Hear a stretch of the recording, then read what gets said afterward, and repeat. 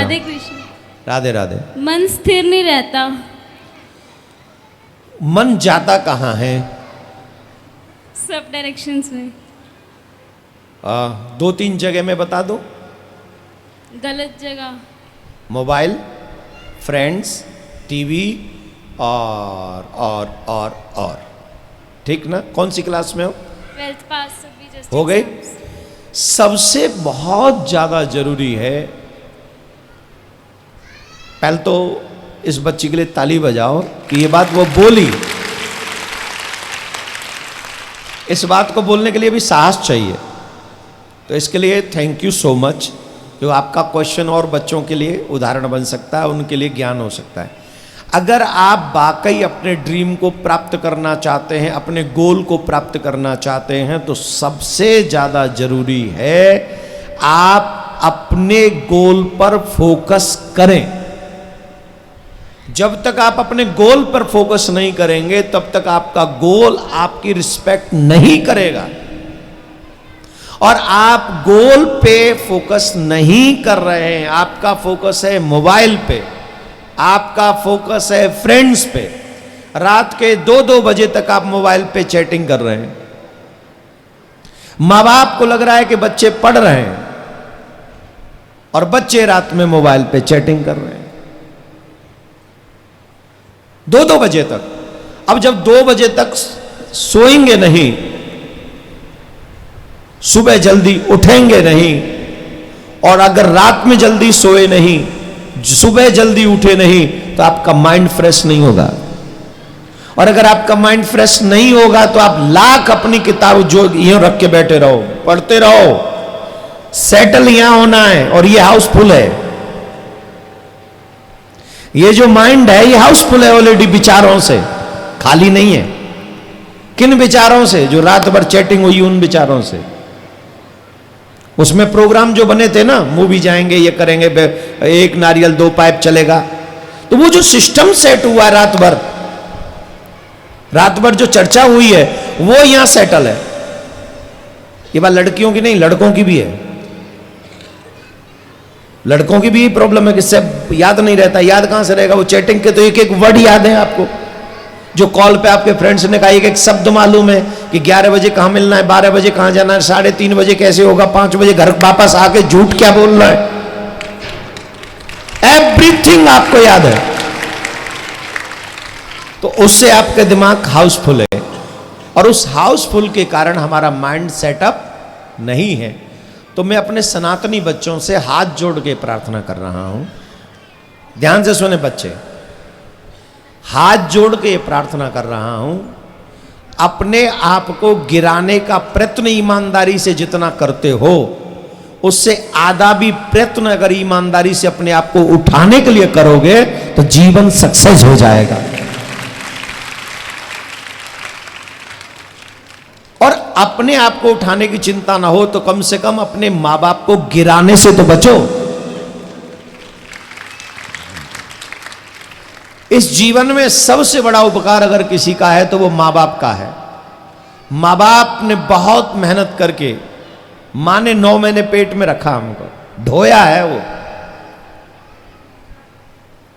और उस माँ को अगर ये सुनने को मिल जाए कि तुम्हारी बेटी ने ये कर दिया, और उस बाप ने अपनी सारी इच्छाएं मारकर तुम्हारे स्कूल की फीस भरी है, तुम्हारी फेवरेट ड्रेसेस दिलाई हैं, तुम्हारी हर इच्छा पूरी करी है, अगर उस बाप को यह पता चल जाए कि तुम्हारी बेटी के ऐसा हुआ,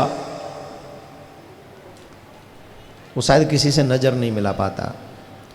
और ये तब होता है जब हम अपने फोकस से भटकते हैं और अपना फोकस हटाकर फ्रेंड्स, मोबाइल, अनाप शनाप इन सब में लगा देते हैं।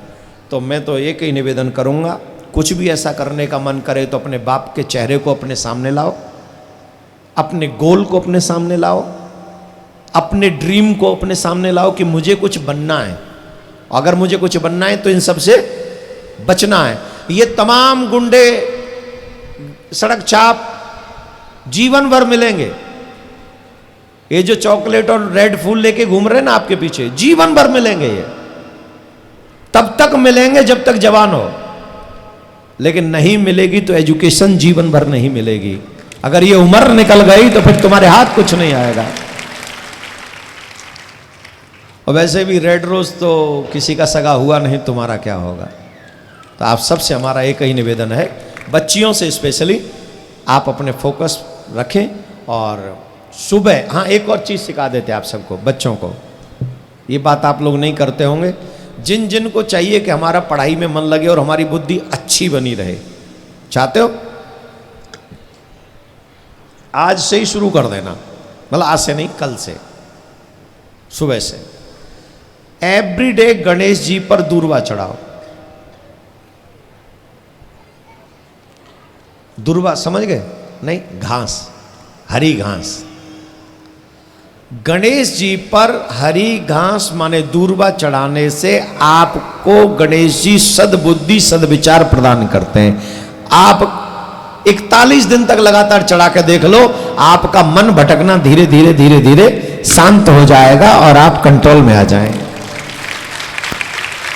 लेकिन मांगना है आपको यही, जो आपने अभी ये प्रश्न किया ना, यही चीज गणेश जी से हर दिन मांगनी है दूर्वा चढ़ाते समय, कि मुझे मेरे गोल तक पहुंचा दो, मुझे सदमार्ग पे रखना, मुझे मेरे माँ बाप के सामने रखना, मेरी वजह से मेरे माँ बाप का सम्मान बढ़ना चाहिए।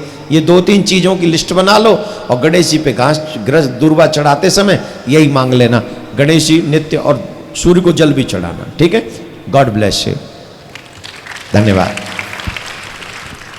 राधे राधे गुरुजी। राधे श्याम। मेरा प्रश्न ये है कि आजकल की जो जनरेशन है वो वेस्टर्न कल्चर से बहुत ज़्यादा इम्प्रेस हो जाती है बहुत जल्दी। जैसे मेरी जो फ्रेंड्स वगैरह हैं, मेरी एक फ्रेंड है, उसने कहीं से सुना कि जैसे जो धरती पे सबसे पहले जो मनुष्य आए थे वो एडम और ईव थे। तो लेकिन जब मैंने उसे बताया कि ऐसा नहीं है, हमारे सनातन धर्म में हमें ये बताया कि सबसे पहले जो मनुष्य थे वो मनु और शत्रुपा आए थे। तो वो कहती नहीं मैंने तो ये पढ़ा है। मैंने बोला एक बार तो अपने धर्म पे जाके रिसर्च तो कर, तो अपने जाके देख तो सही कि हमारे तो बहुत पहले ही लिखा हुआ था कि मनु और शत्रुपा बहुत पहले ही आ गए थे। लेकिन वो मतलब मेरे को ऐसा समझ नहीं आता कि मैं उन्हें कैसे समझाऊं कि हमारा धर्म बहुत पुराना है, हमें अपने धर्म पे पहले जानना चाहिए और बाद में उनको दूसरों को जाके देखना चाहिए। तुम जीवन भर उन्हें सिखाते रहो, वो नहीं समझेंगे।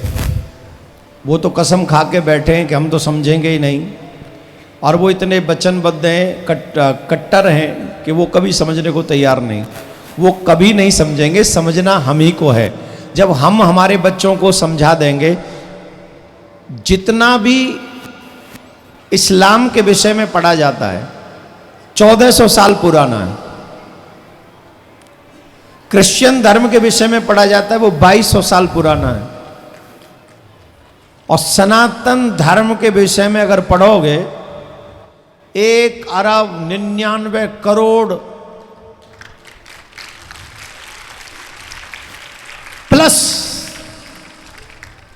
1,99 करोड़ साल और प्लस और लगा दो, उसमें लाख भी हैं फिर हजार भी हैं। इतने साल पहले तो ये वाला ब्रह्मांड प्रकट हुआ, ये वाला अभी वाला, और ऐसे अनंत ब्रह्मांड है सनातनियों के, समझ रहे हो आप? तो इस वाले ब्रह्मांड में सबसे पहले महाराज मनु, रानी शत्रुपा, और हमारे पास उदाहरण है सबसे पहले नारायण, नारायण की नाभि से कमल, कमल में से ब्रह्मा, ब्रह्मा जी के द्वारा मनु शत्रुपा, और मन शत्रु के द्वारा हम मानव सृष्टि का सृजन हुआ है। महाराज जी मेरी एक कंप्लेंट भी है, जैसे आजकल मैंने देखा है लोग ना वो जैसे हमारे सनातनी जो हैं वो जो उनको वीडियो देखते हैं वो ऐसे वीडियो से ज्ञान ले लेते हैं, अपने खुद के पुराण नहीं पढ़ते, गीता नहीं पढ़ते। जैसे हमारे स्कूल में, मैं 10th क्लास में हूँ, हमारे एक चैप्टर था उसमें मीराबाई के पद लिखे हुए थे, तो उसमें द्रौपदी जी का वर्णन किया हुआ था। तो उसमें जैसे हमारे स्कूल के जो टीचर थे वो बताए थे कि महाभारत क्यों हुई, क्योंकि द्रौपदी जी ने दुर्योधन को बोल दिया था कि वो अंधे का बेटा अंधा होता है, इसलिए उसे बुरा लगे, इसलिए महाभारत हुई।